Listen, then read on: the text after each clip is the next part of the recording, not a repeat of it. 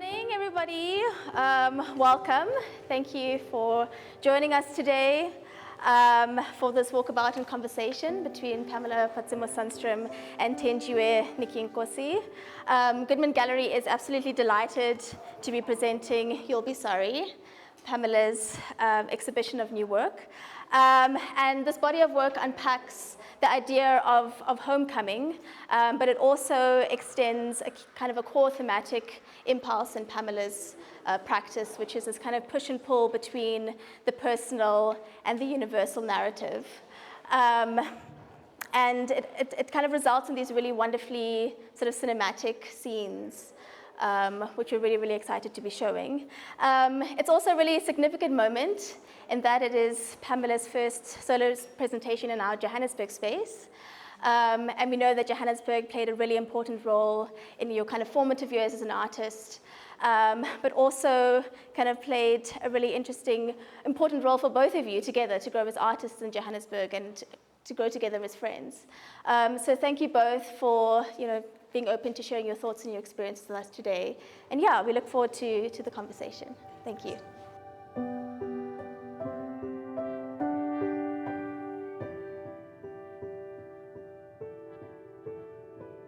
Thank you. First and foremost, thank you all so much for coming to this talk on this day. It really means a lot to me. As Krista said, Joburg has been a really important part of my growth and beginnings as an artist, and it means a lot that you've come to listen to me share a little bit about the process and story behind this work. I think as you go through it, you will recognize a lot, and I'm really happy to share some inside stories behind a lot of the works. I really think of myself as a storyteller, and it's my privilege and honor to share some stories with you today.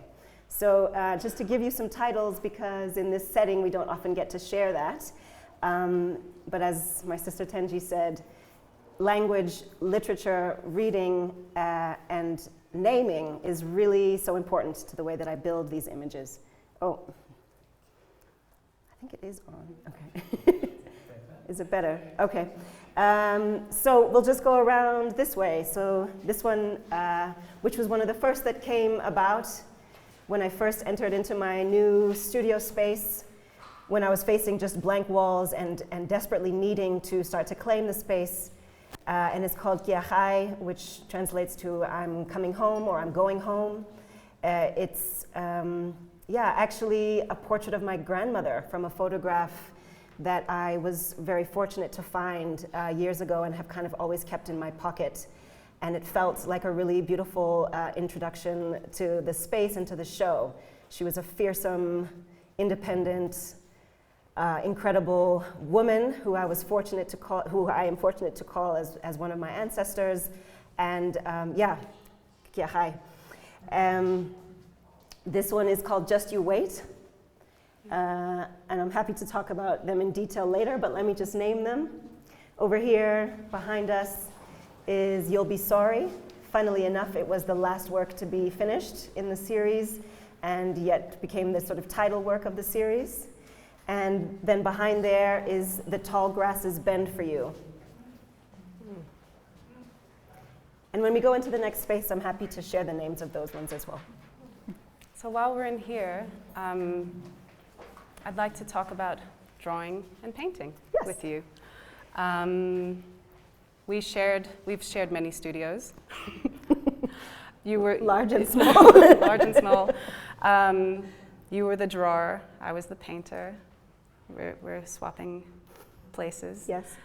Can you talk a little bit about the decisions around drawing? Like when does do you preconceive the work and then you're like, okay, this needs to be something that is drawn? What is the sort of decision making around what gets to be a drawing and what gets to be a painting, and maybe I'll ask a follow-up question about that.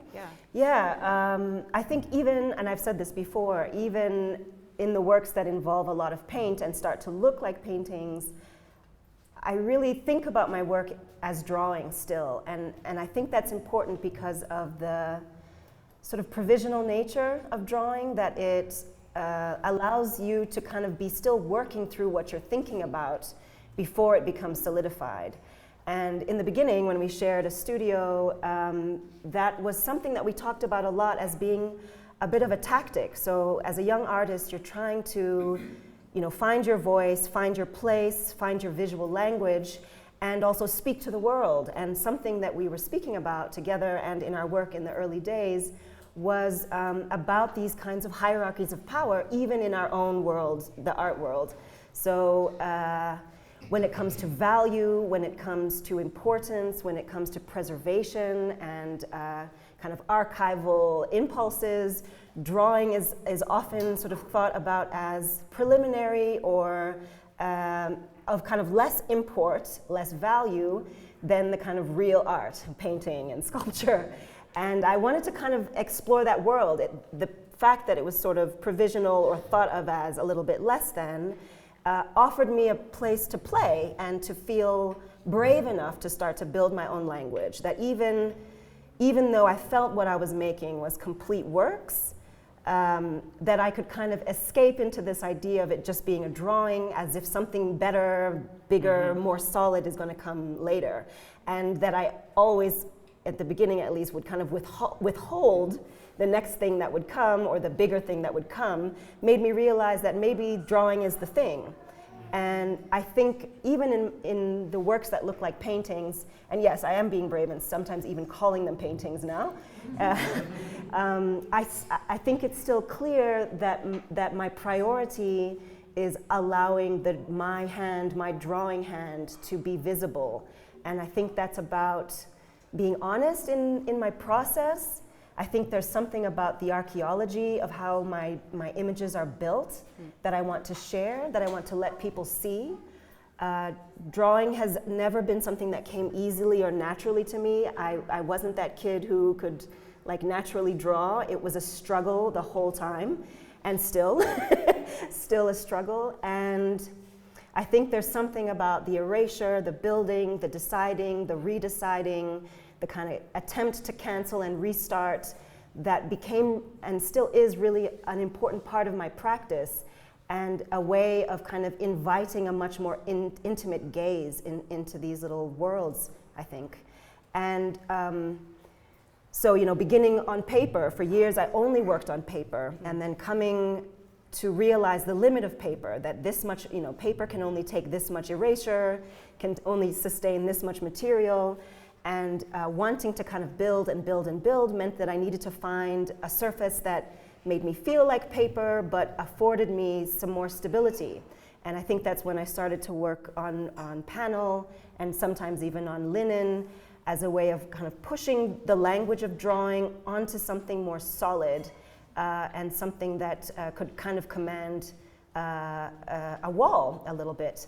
And I've always been dissatisfied or sad about kind of the way drawing has to be encased in glass. I'm sure anyone who's ever worked on paper or had a little drawing, you want people to get in there and see what you've done or see what you've been trying to do. And that kind of distance was always a bit heartbreaking to me. So to kind of be able to put drawing on a surface that doesn't need to be glazed felt really important to me. Yeah. Thanks. You mentioned the archaeology of your work, and can you talk a little bit about, both of us do a lot of research in our work and different kinds of research. Can you talk about what that word means for you in terms of thinking about your own history and the history of humanity, humankind? Yeah. And I know you're also interested in geology. Do you want to talk about some of those things?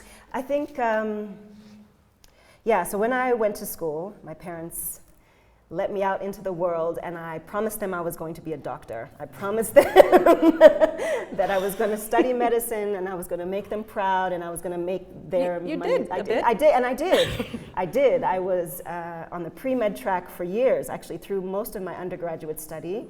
I was on the pre-med track, but then secretly filling my electives with painting and drawing classes.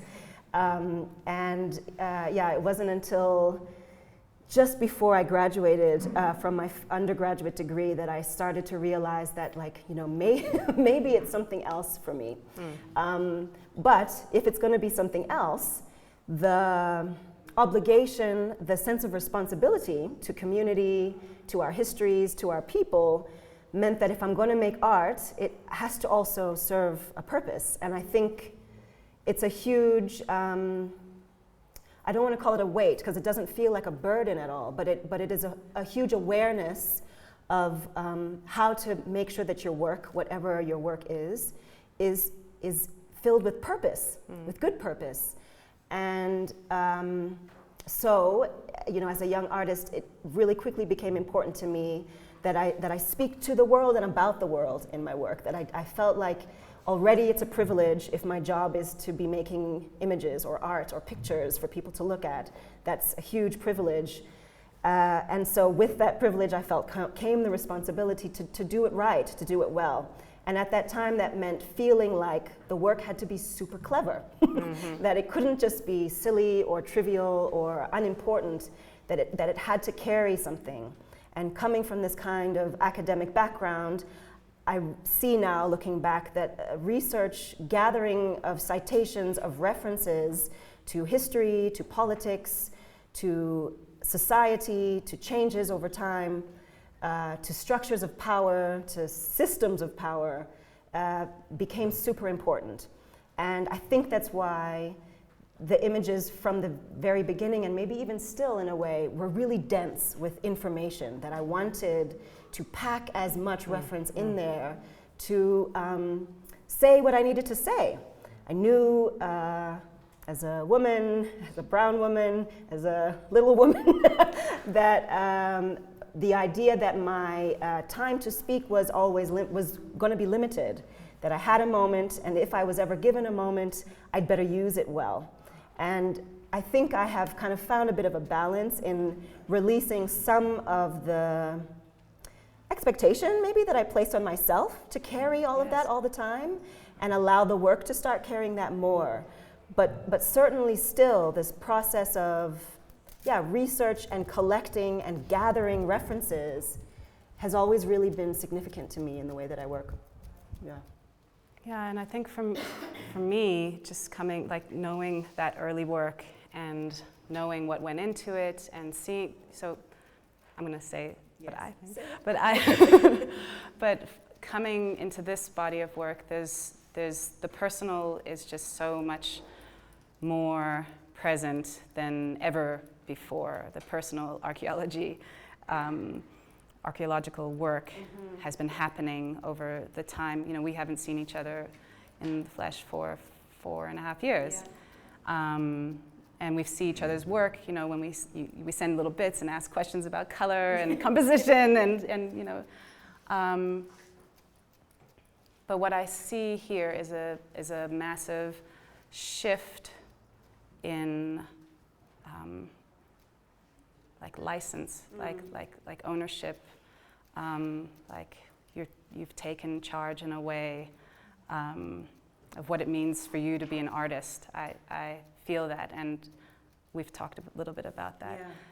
And I see, for me, I walked in and just felt freedom, and I was thinking about my own work and the ways in which I hold back, the ways in which I still feel like I'm proving something, you know.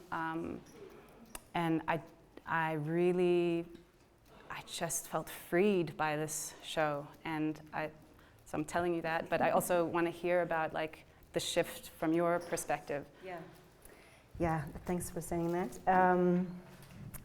For freedom and archaeology, I think I've always been curious about what it means to be free.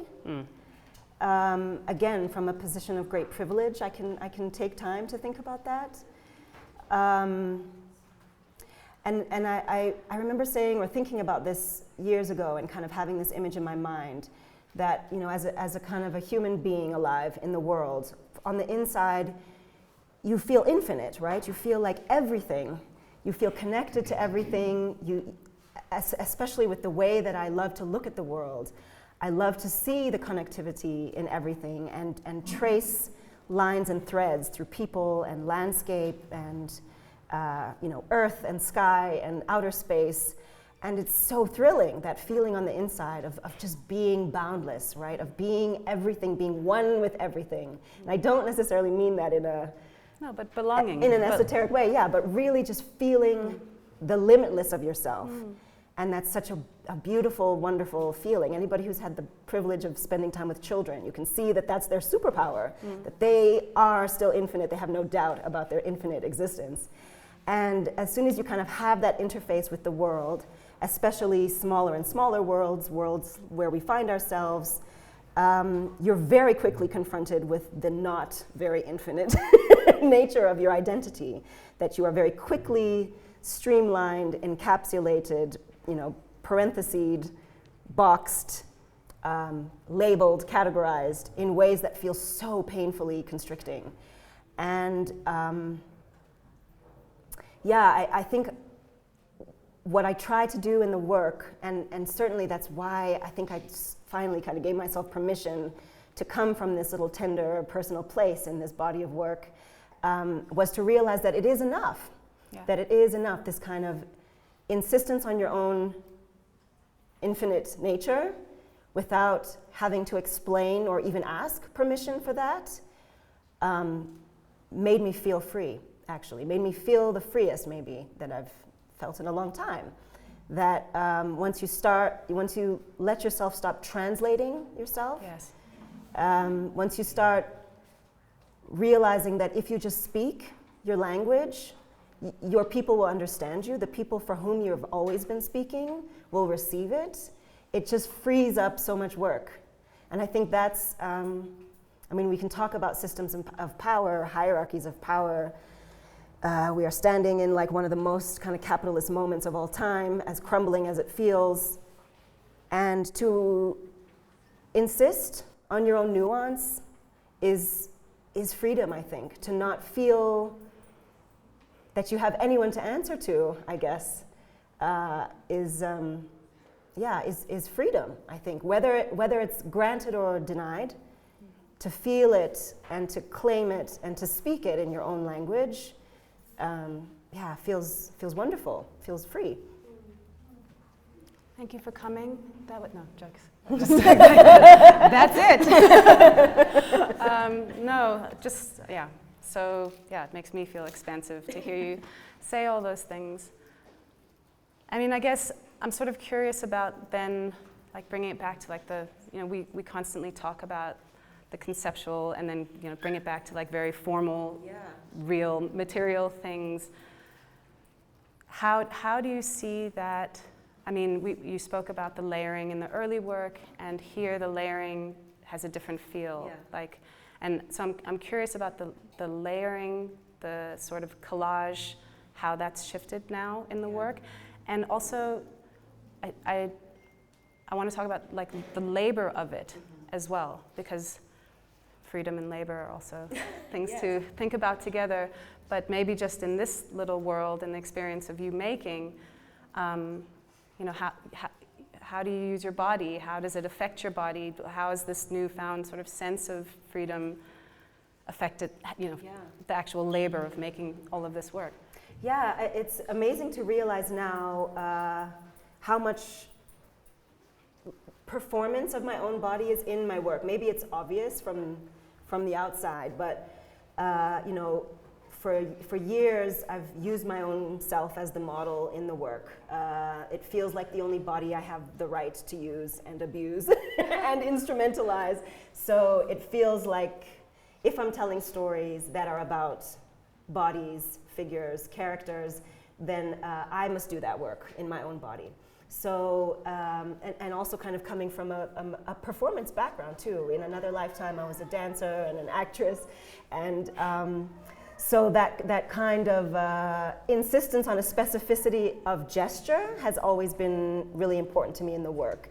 That if I want to communicate something specific and really get in an efficient way my meaning, I realize if I'm using bodies, it really requires a kind of a specificity in this like physical language. So I spend a lot of time in my studio like clicking to try to get my gesture. In the beginning, I would look for outside references as like a diligent young artist. You like look through the anatomy books and you look at other artists and you look at other paintings and you like maybe hire models to get it for you.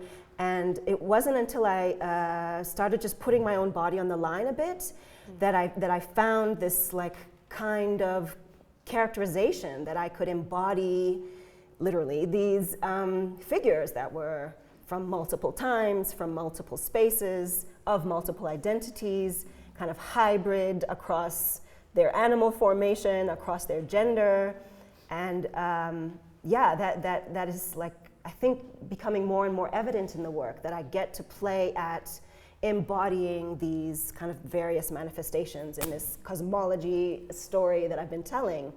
And then just the kind of physicality of making is something that I think about now, especially since I'm accumulating those years. The physical labor of making, I think, is something that has always been really important to me. And it requires, so yeah, when I was younger and had more capacity to sustain or withstand, what's the word? Withstand. Withstand, thank you. Withstand, pain and discomfort.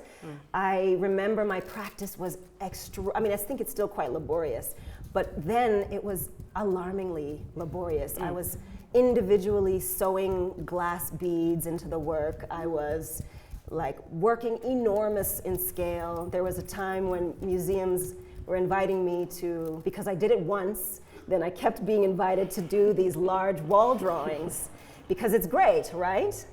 Instrumentalize the artist. It's cheap. Just bring her in, put her on the ladder, get her to work. We've got a show.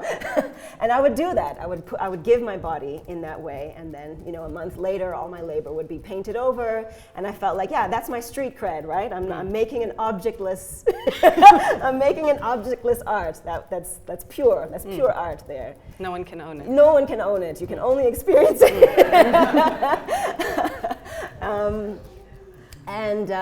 Inevitably you come to a limit to that, just physically, and also in terms of your own interests as an artist. And if you speak about freedom, sitting there often being, this is like kind of maybe a little bit of a side note, but I think it's still related. In the early days as artists, you're not compensated for your work. You show for free. You give away so much of your labor. And I remember actually not too long ago, maybe 2018, and I was working on this beautiful sort of drawing on the outside of this building in London. And it was stunning. I was so proud of it. And I looked around. There were like two assistants who were, helping with keeping the area clean or mixing paints for me. And I realized that everyone was being paid except for me. Everyone. With a tiny baby in tow. With a tiny baby on my back. Yeah. Let's not even forget about that. And so this idea of, what am I actually giving? Like, how much of my body am I willing to give? Because they'll take it all. They will. They will really not stop taking. And so once I kind of started renegotiating how much labor I was willing to relinquish for free, I was able to kind of refocus, I think, the labor into a much more gentle practice. So, and I want any younger artists in the room to hear me very well here, that you don't have to hurt yourself to make your work. You mustn't, actually, because you can be used up, like completely used up. And it's not until you start to try to take care of yourself and start to establish boundaries for yourself, protect your practice and yourself, that you can have the capacity, the space, the breathing room to really engage in the thing. So rather than kind of performing this good girl labor, this good girl who does it all, who's going to give it all, to rechannel that into my practice, I think, is what finally kind of afforded me the time to make something that was gestural, that was looser, that was softer, and that I could say was enough. Like this is enough now. And to trust that it's all in there already. All my work that I've done is in there already. And yeah, to just let it be in the work. It's crazy since coming back here, and we had a little private opening on Thursday, and have had a few conversations with people over the days. It's such a thing to be quoted back. Have you ever had somebody tell you something that you said like years ago? to be like, so that you get to an age, and like, not to say that I say, you know, super important things, but that you get to an age where people can start quoting you to yourself. Is like terrifying, but also a relief, because then you're like, oh, I don't have to do all of it all the time. Like, the work, I've been doing it, and it's growing, and it's carrying with this thing, and yeah, that feels very powerful. Shall we move to the other room? Yeah.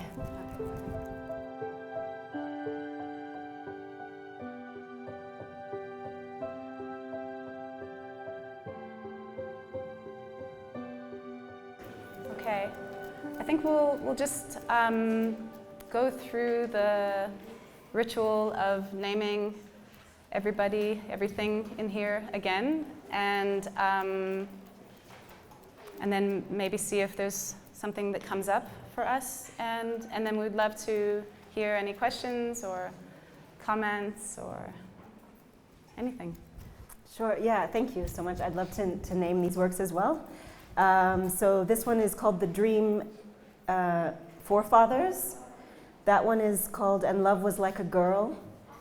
It's taken from a beautiful paragraph in Bessie Head's A Question of Power, where where the character Elizabeth, who's sort of falling in and out of states of sanity, suddenly has this revelation about love, and she compares love to a girl walking on unsteady legs, a girl walking with her arms outstretched, a girl with wind and dust in her hair. And yeah, so love was like a girl. Over there is my herd of quajas, which are, you know, a dear, mythological but yet very real ancient animal. At the back wall is Assembly 1 on the left, which is called You See. And on the right, Assembly 2, Talk Funny. Over here is the interview. This one is called The Arrival, Pierre Neef, because I stole a Pierre Neef painting and put it into my own work. And this one is called Tips. Let's talk about tips. Let's talk about tips. Yeah, I'd love to tell the story of tips. I've already received really interesting feedback about it, and I mean, if you look at it, and maybe this is a little tactic that I always use or often use in my work, beauty and seduction are really important to the way I make an image. That I want these works to be dazzling, to be seductive, to be beautiful, even in a time when I was, you know, coming up as an artist, that beauty was very suspicious, that beauty was very old-fashioned and not the cool thing to do. And yet for me, there was something about beauty and aesthetic that felt important, that felt accessible. And so yeah, I find this to be, you know, a very typically quite beautiful image. And yet, with some time, you start to discover this sort of quiet storm brewing, this threat hidden in the hem of this woman. And I find it sort of quite fascinating that this work has already been described as being, you know, problematic or controversial subject matter or difficult. And I mean, just look at it. It's just, you know, gentle, peaceful, pretty, not too much going on, but oh dear, lest she have blades in her skirt, like lest she have a weapon to defend or to attack.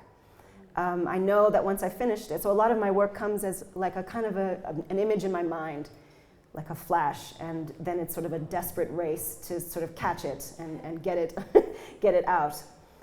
And so often in that kind of frenzy to make, I'm not sort of thinking too much until later the dust starts to settle and I can really see what I did or what I was doing. And I realized as I looked at it, I knew this image of these knives and these blades coming out of this beautiful gown were the thing. And I realized that I had been thinking maybe subconsciously about this beautiful scene from a film by Guillermo del Toro, Pan's Labyrinth. I think it came out in the early 2000s or so. And I don't know if anybody has seen the film.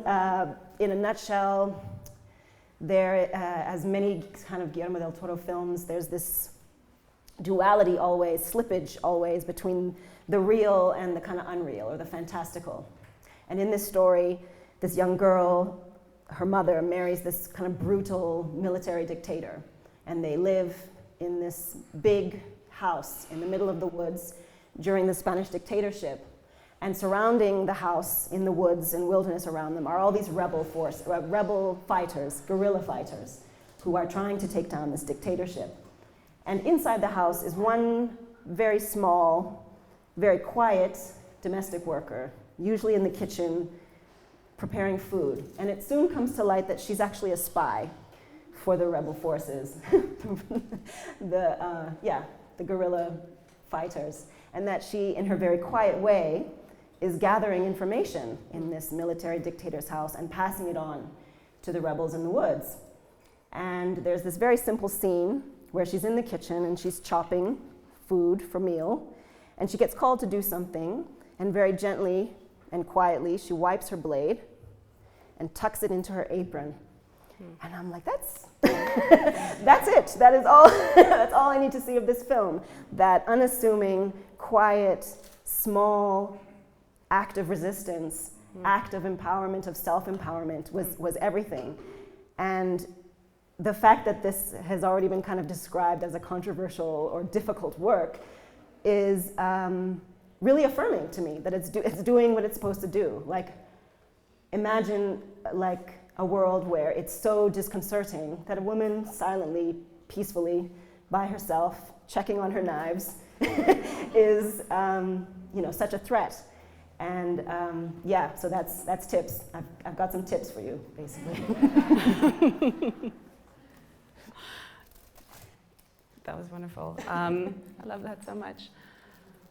I guess maybe the last thing to touch on before we open it up to the room is about this homecoming. I know the show isn't called Homecoming, but it's a theme, you know? I mean, this is an actual homecoming. The works came before you.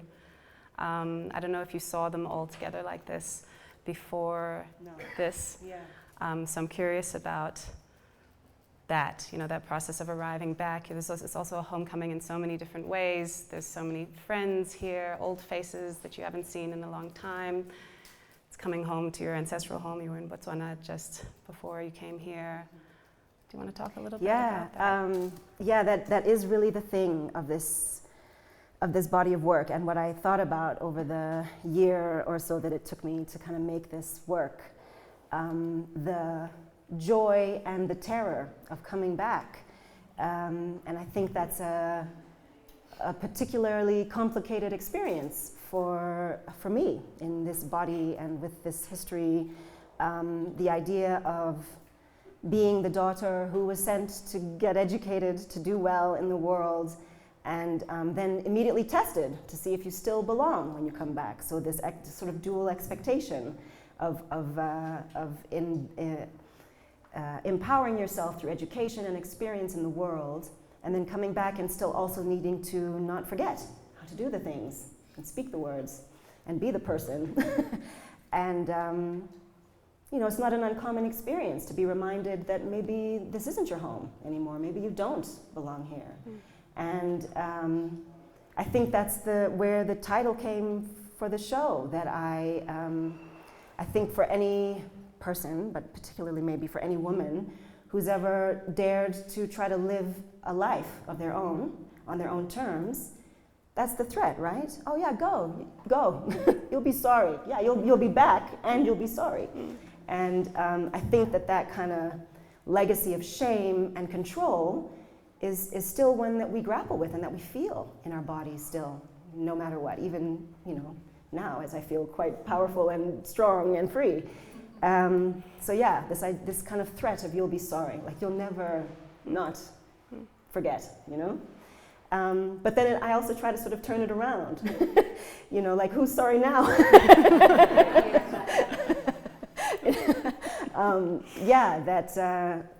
That maybe you'll be sorry that you didn't you didn't believe, that you thought so little, that you tried to keep me so small, that you tried to prevent my access, that you tried to keep the gate closed, like maybe you're sorry.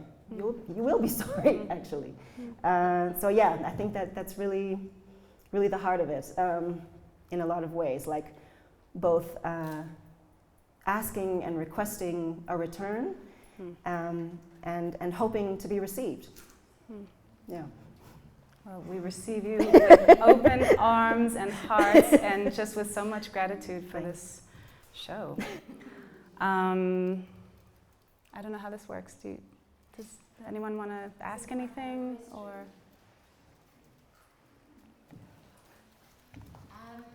Do you want that? Thank you so much. Okay. Thank you. Thank you so much to both of you for this conversation, and thank you, Pamela, for this work. I'm having such big feelings about it. My question is about your relationship with time. I mean, you've already gestured to it, because there's something, you mentioned the word cosmology, but there's like a dreamscape, there is deep history, there is contemporariness, and it's all happening at the same time, which is often so rare to kind of, and then of course the labor and that time, and how all those things sometimes come together.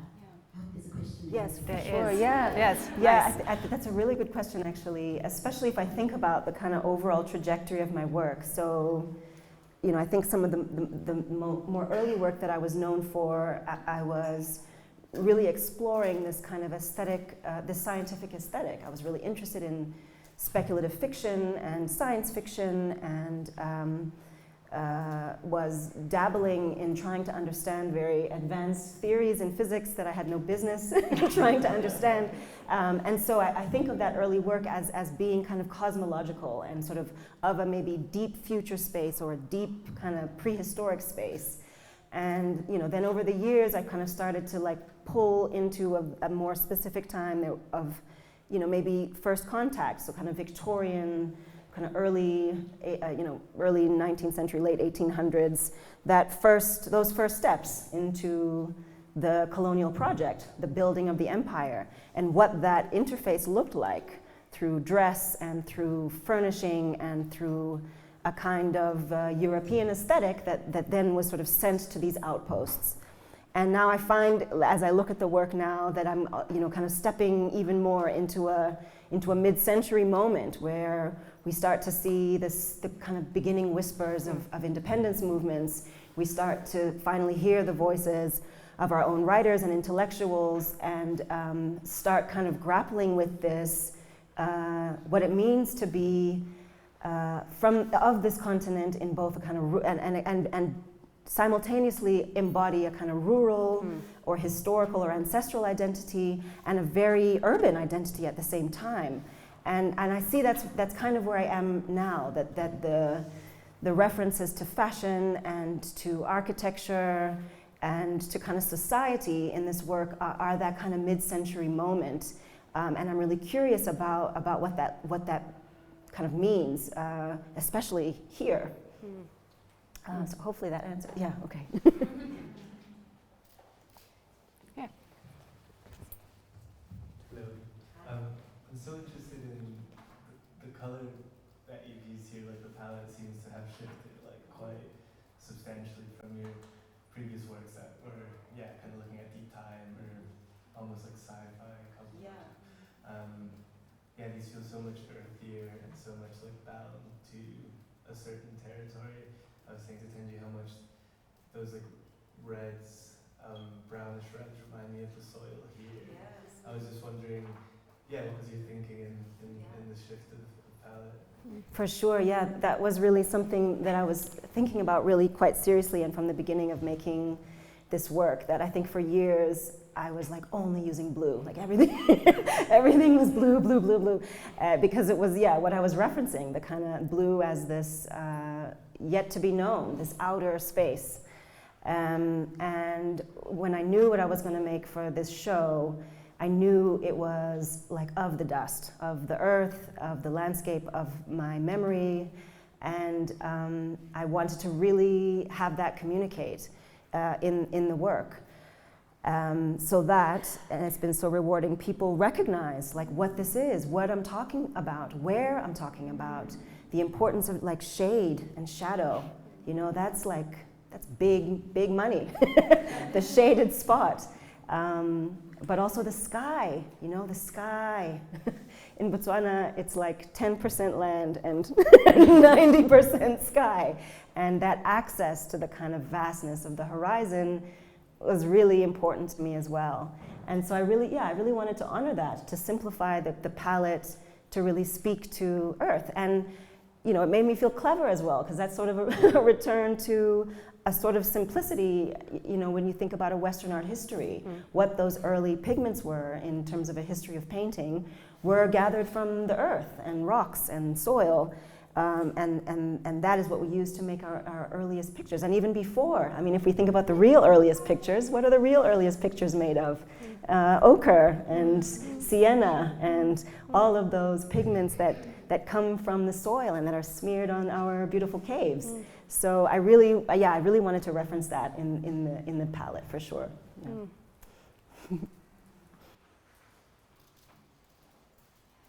Hi. Thank you for the talk. Very, very interesting, very beautiful work. A bit of a tough question for someone new to your work. Why the panels? The panels. Why the panels? Which I didn't mention. You did ask me about collage earlier, and I didn't quite get to that. I think there's a few ways to answer that. Some of my very early work when I was this young student, and as I said, drawing really was a struggle for me. And so I had this desperate desire to make an image, and the desperation to make the image was more than my technical ability to make the image. So I relied on a language of collage that I would like quickly gather images and references together to get this image out really quickly. And I think the panels come from that kind of piecing together of bits to make a full composition. But I think there's also a kind of conceptual thing that's been happening in the panels as well more recently, that I understand the challenge that nuance presents to systems of power. That if you exist across a few surfaces or identifications, that's a big problem for the empire, right? That you can't be enclosed in one thing.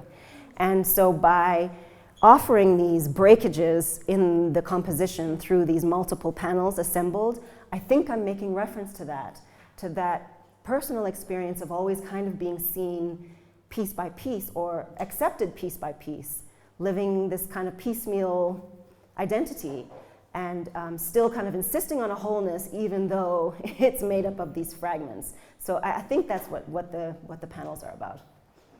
Thank you. Can I close it? Is there any other desperate question? Maybe the last one? Perfect. I think I came here particularly interested in your guys' friendship. And I don't know really what my question is about. Friendship and in relation to the art. And I don't know, I think having someone, you guys are similar in age, and I don't know what it means to have someone like that. It means everything. It means everything to have someone like this. I met Thenjiwe when I first moved to Joburg in 2010. And actually, I first met her through her work. So I came into the bag, and she had this fantastic exhibition, the Border Farm Project, which was stunning and like dazzling. I sort of arrived to Joburg, and the whole ride from the airport, the driver was like terrifying me about the ways that I'm going to be attacked and whatever here. So I'm, terrified. We get to Jeffy Street, and he like hurries me into the building, and I feel quite frazzled and disoriented. And the big giant gate slams behind me, and I find myself in this cool, lovely gallery surrounded by Thenjiwe's project. And I was just like, what is this? Like, what am I looking at? What is this? And very soon met Thenjiwe and her partner Daniel at the time, and I think it was like 0 seconds between between being strangers to being like the very best friends of all time. That there was like we just kind of looked at each other in our eyes, and I mean, if anyone, I'm sure a lot of you already know Thenjiwe. Thenjiwe has that effect on people anyways, right? Like if you're ever in her presence, you are in the presence of like extreme love and acceptance and openness. She is a very special human being. So I know I'm not saying that to people who don't know. If you know her, come on. You know. But I got pulled into the beam, the beam of love. And it was just such a great connection from the beginning. And we were both young and starting very much in our careers and noticing things that we were kind of confused about in the world, in the art world specifically. And take it there. Yeah, I will take it there. A culture of competition really rules this universe. And the myth of there only being space for one was something that we had a real problem with in the beginning, and that we really wanted to confront and challenge and ask the question, is it possible for there to be real community, for there to be real sharing? Thenjiwe came up with this beautiful term years ago called radical sharing. And it really shaped how we built our early studio practices. That, I mean, I do apologize to anyone who had any conversation with us in those early days, that they would immediately, if they're talking to me, I'm talking about her. If they're talking to her, she would immediately be talking about me. And that was a strategy to insist on multiplicity, on expanding spaces, on expanding space for us to work and to make our work. And that informed so much of how we built our individual practices, but so much of how we wanted to work with other people.